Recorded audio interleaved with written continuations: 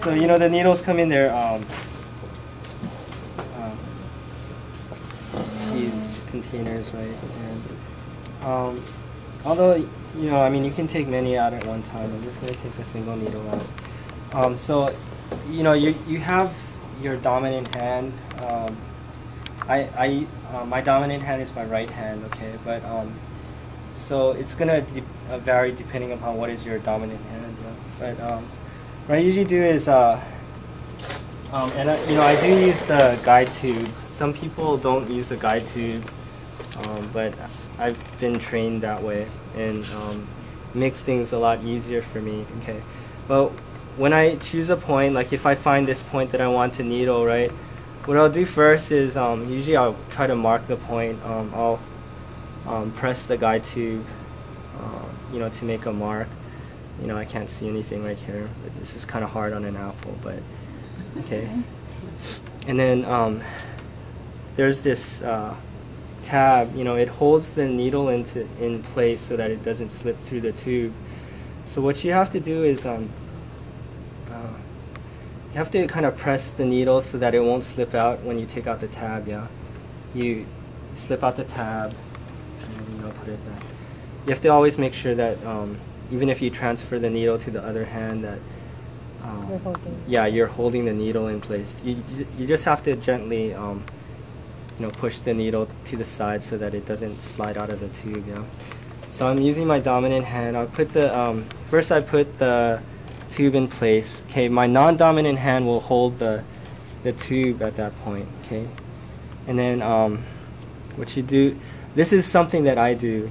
Okay, but you know, I'll tap the area around the needle.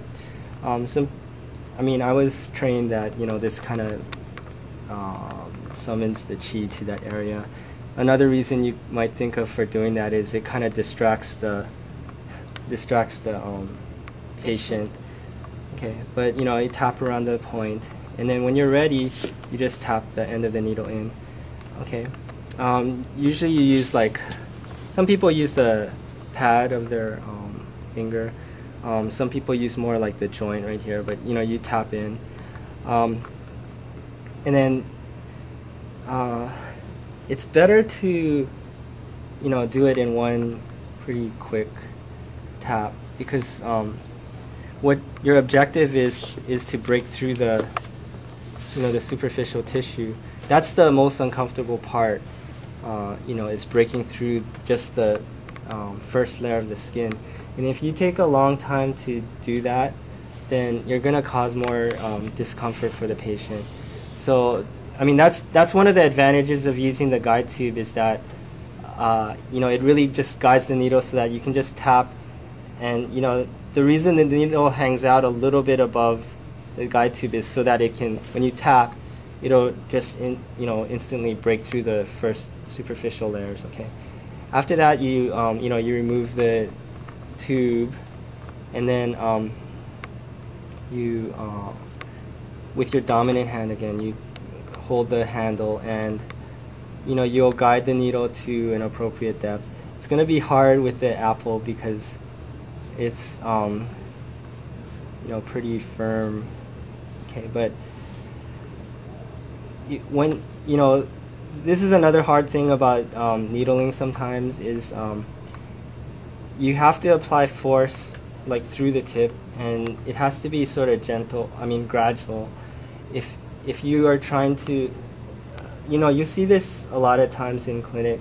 If you try to force the needle in, and all that will happen is a lot of times the needle is just going to bend. I mean, you know, it'll start to bend instead of, like, actually penetrating. So you have to kind of try to feel through the tip, and just kind of push along the axis of the needle gently so that the needle can just slowly penetrate in. You know?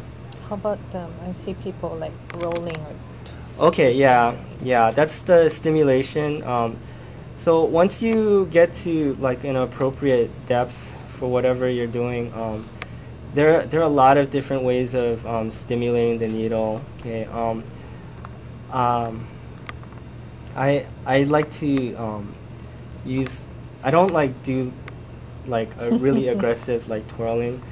Some people like to do that, yeah. But I just like to do pretty small circular movements until it. And also sometimes I'll do like kind of minute like In and out. thrusting, yeah. But I do try to be pretty gentle about it. Again, this is gonna vary depending upon your style.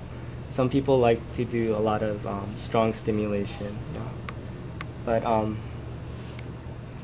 yeah, and that's pretty much it, and of course when you removal is a lot easier, and then well, usually it's easy. Sometimes the needle will be stuck, I mean it's still easier and less uncomfortable than insertion.